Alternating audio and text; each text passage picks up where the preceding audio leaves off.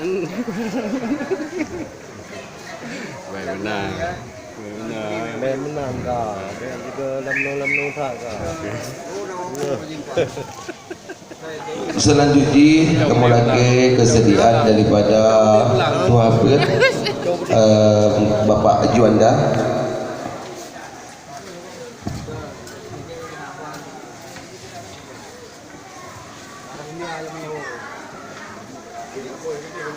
Patut diserahkan.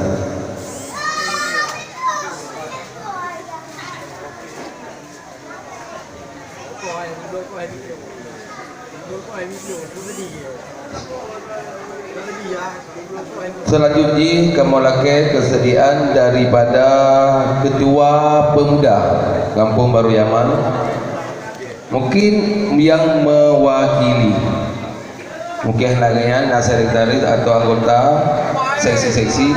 Nah, Tuhan.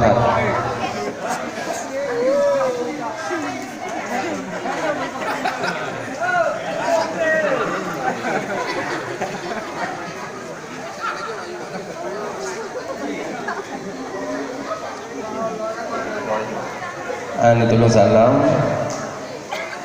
pada anak yatim, ini tolong gusuk ulai keberkahan salam berdoa dah.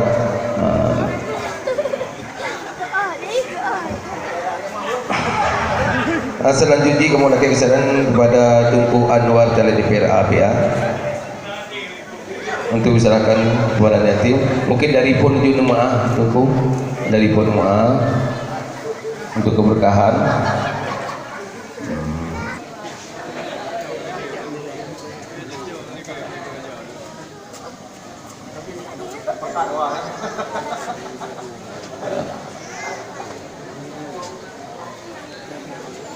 Selanjutnya kamu lagi kesediaan daripada adun kamu, yaitu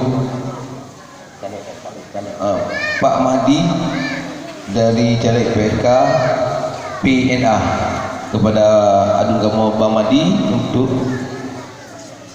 adun. Oh, adun kamu kah?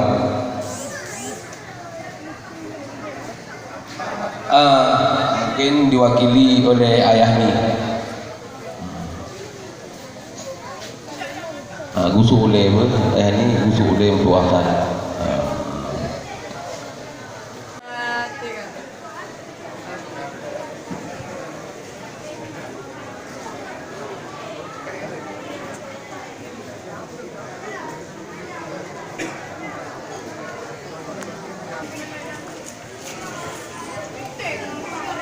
Okey, ada foto?